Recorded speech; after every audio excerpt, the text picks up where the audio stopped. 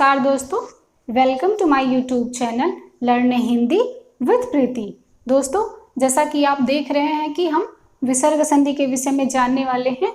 मैं आपको बता दूं कि विसर्ग संधि के विषय में और उसके 2 नियमों के विषय में मैं मेरे पहले वीडियो में बात कर चुकी हूं। तो आज हम यहाँ पर विसर्ग संधि के तीसरे नियम के विषय में देखेंगे। तो आइए देखते हैं विसर्ग संधि का तीसरा नियम क्या कहता है। तीसरा नियम है कि यदि विसर्ग से पहले अस्वर हो, देखिए विसर्ग से पहले अस्वर हो और विसर्ग के बाद वर्गों का तृतीय, चतुर्थ या पंचम वर्ण में से कोई भी वर्ण हो, या य, र, ल व ह में से कोई भी वर्ण हो, तो अ और विसर्ग, ये देखिए अ और विसर्ग के स्थान पर ओ हो जाता है। ठीक है, तो हम समझ गए दोस्तों कि जैसा कि हम जानते हैं कि विसर्ग का प्रयोग हमेशा किसी वर्ण या शब्द के बाद होता है। ठीक है, तो ये नियम क्या कहता है कि विसर्ग से पहले, तो माने विसर्ग से पहले अस्वर हो और उसके बाद वर्गों का तृतीय, चतुर्थ अथवा पंचम वर्ण में से कोई भी वर्ण हो, अथवा य, र, ल व ह में से कोई भी वर्ण हो, तो अ और विसर्ग के स्थान पर ओ हो जाता है। ठीक है, यहाँ बात वर्गों की आई है तो आप जानते ही होंगे, मैंने पहले भी बताया है। वर्ग, जैसे वर्गों की बात हो रही तो ये क वर्ग, ठीक है, च वर्ग, ट वर्ग, ऐसे ट वर्ग, त वर्ग और प वर्ग। तो इन्हीं 5 वर्गों के तृतीय अथवा चतुर्थ अथवा पंचम वर्ण में से कोई भी वर्ण हो, या य, र, ल व ह में से कोई भी वर्ण हो, तो अ और विसर्ग दोनों के स्थान पर ओ हो जाता है। ठीक है, ये हुआ नियम। आइए इसे कुछ उदाहरण के थ्रू समझने की कोशिश करते हैं। ठीक है, उदाहरण लिखते हैं। मनः प्लस भाव। अब ये मनः प्लस भाव क्या होगा, आइए इसे समझते हैं। ठीक है, अब देखिए जैसे हम मनः शब्द को जब हम तोड़ के लिखेंगे, ये पूरे उदाहरण को तोड़ के जब हम लिखेंगे तो ये क्या होगा, म हलंत, चूंकि म में से अ निकल जाएगा, प्लस अ प्लस न हलंत प्लस अ, क्योंकि म और न दोनों में अ स्वर है। उसके पश्चात क्या है, विसर्ग, उसके बाद प्लस। अब देखिए भाव को भी अगर हम तोड़ देते हैं तो भ प्लस भ में क्या है, आ की मात्रा है, तो आ प्लस व में हलंत प्लस अ। ठीक है, ये मन प्लस भाव को जो हम इस तरह पूरी तरह से तोड़ करके ऐसे लिख सकते हैं। ठीक है, तो अब देखिए नियम के तहत क्या चाहिए कि विसर्ग से पहले यदि अ हो तो हमारे न में क्या है, अ स्वर है, उसके पश्चात भ आया है, तो भ प वर्ग का, ये देखिए जब यहाँ पर प वर्ग आता है तो प वर्ग के व्यंजन है प, फ, ब, भ, म। ठीक है, तो ये भ जो है वह प वर्ग का चतुर्थ वर्ण है। ठीक है, चतुर्थ वर्ण की बात की गई तो भ प वर्ग का चतुर्थ वर्ण आने के कारण अब देखिए अ और विसर्ग, ये अ और विसर्ग के स्थान पर ओ हो जाएगा। ठीक है, तो अब यह मनः प्लस भाव क्या शब्द बनता है, ये इसको पूरा जोड़ करके हम देखते हैं। तो ये देखिए हो जाएगा म में अ जब मिल जाएगा तो ये शब्द हो जाएगा म। उसके बाद न में न हलंत है प्लस अ और विसर्ग के स्थान पर क्या हुआ, ओ, तो ये हो जाएगा न में ओ की मात्रा लग जाएगी और ये आगे के शब्द क्या है, भाव, तो ये पूरा हुआ मनोभाव। ठीक है, ये देखिए तो ये हो जाएगा मनः प्लस भाव बराबर मनोभाव।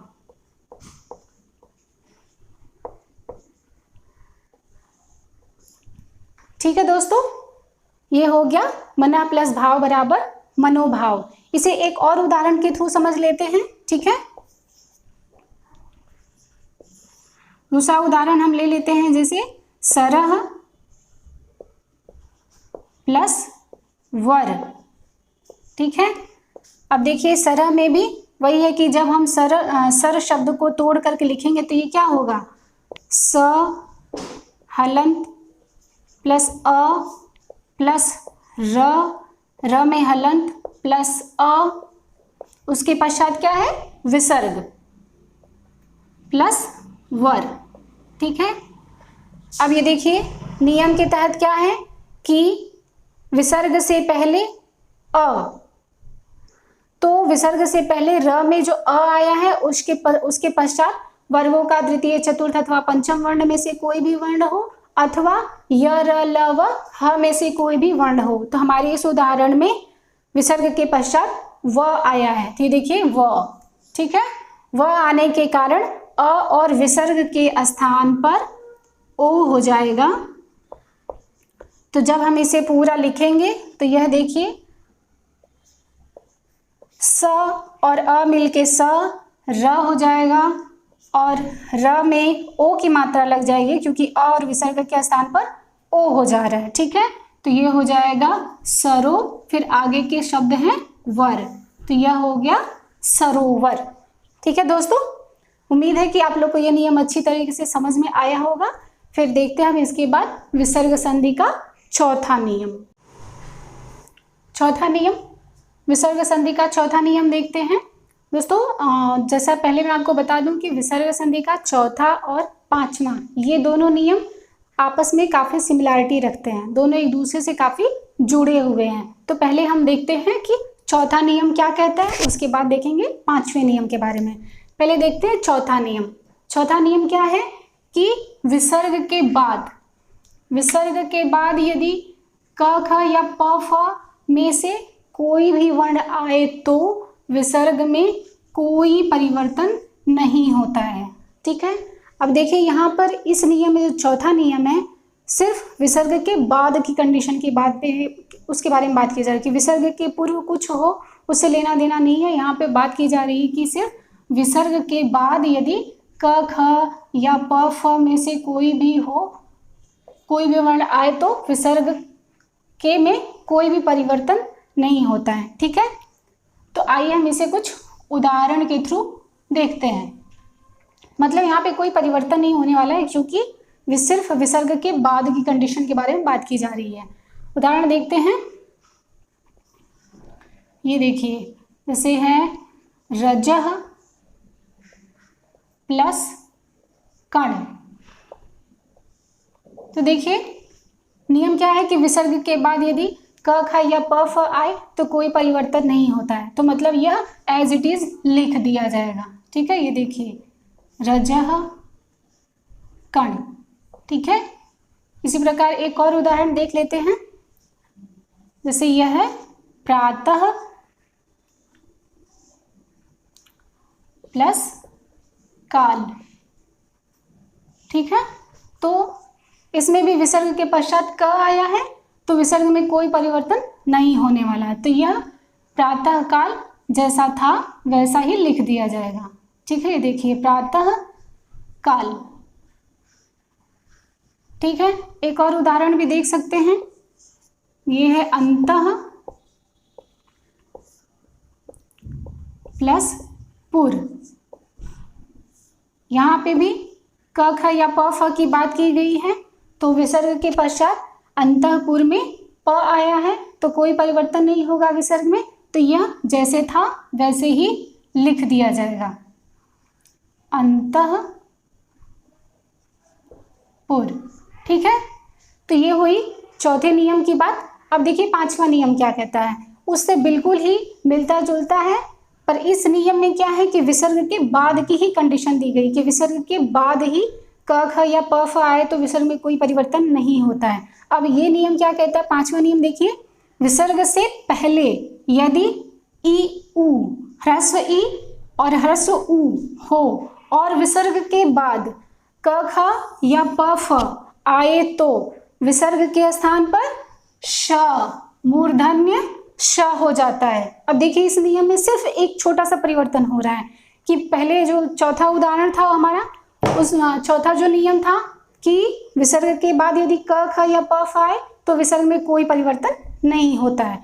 पर जो अगला नियम है इसमें विसर्ग से बाद के साथ साथ विसर्ग से पूर्व की भी स्थिति की बात की जा रही है कि यदि विसर्ग से पूर्व ह्रस्व ई या ह्रस्व उ हो और उसके बाद विसर्ग के बाद यदि क ख या प फ आए तो विसर्ग के स्थान पर क्या हो जाता है, मूर्धन्य श। ठीक है। अब देखिए अगर इसे एक सूत्र के तहत हम इस नियम को लिखेंगे तो किस प्रकार लिखेंगे, क्या है, विसर्ग से पहले यदि ई उ हो, ठीक है, देखिए ई या उ हो और मतलब ये विसर्ग से पहले की कंडीशन हो गई तो यहाँ पे हो जाएगा प्लस विसर्ग। ठीक है, विसर्ग से पहले ई उ हो और विसर्ग के बाद यदि क ख या प फ में से कोई भी वर्ण हो तो ये विसर्ग जो है विसर्ग के स्थान पर हो जाएगा मूर्धन्य श। ठीक है, और ये मूर्धन्य श हलंत के साथ है, मतलब स्वर रहित है। ठीक है, यह इस नियम के जो सूत्र के तहत ये होगा कि विसर्ग से पहले ई उ हो और विसर्ग के बाद यदि क ख या प फ आता है तो विसर्ग के स्थान पर श मूर्धन्य श हो जाता है। ध्यान देने वाली बात यह भी है कि यहाँ पे परिवर्तन इस नियम में सिर्फ विसर्ग में हो रहा है। ठीक है, आइए इसे उदाहरण के थ्रू समझते हैं। एक उदाहरण देख लेते हैं। निह प्लस कपट। अब देखिए निह प्लस कपट एक उदाहरण है जिसको अगर हम देखते हैं तो जब हम न को तोड़ेंगे तो न हलंत प्लस इसमें ई की मात्रा, ह्रस्व ई की मात्रा लगी है। ठीक है, न में ह्रस्व ई की मात्रा लगी है, उसके बाद विसर्ग है प्लस कपट। अब देखिए नियम के तहत यही है कि विसर्ग से पहले यदि ई या उ में से कोई भी वर्ण हो और उसके पश्चात विसर्ग के पश्चात क ख या प फ में से कोई भी वर्ण आता है तो विसर्ग के स्थान पर मूर्धन्य श हो जाएगा। ठीक है, अब देखिए इसे हम लिखेंगे तो यह क्या हो जाएगा, निह प्लस कपट, पहले न और न पे ह्रस्व ई की मात्रा नी और विसर्ग के स्थान पर क्या हुआ, आधा मूर्धन्य श। तो जब हम इसे वर्ड में लिखेंगे शब्द के अंतर्गत तो मूर्धन्य श को आधा लिख देंगे, तो नी आधा श, फिर इधर क्या है कपट। ठीक है, तो ये हो गया निह प्लस कपट बराबर निष्कपट। ठीक है दोस्तों, तो ये हो गए आज के हमारे विसर्ग संधि के 3 नियम के विषय में, और विसर्ग संधि के कुछ और नियम शेष हैं जिन्हें हम अगले वीडियो में देखेंगे। और यदि आप लोग को मेरी वीडियो अच्छी लगती है तो प्लीज़ इसे लाइक कीजिए, शेयर कीजिए और मेरे चैनल को सब्सक्राइब कीजिए। तब तक के लिए बाय बाय दोस्तों।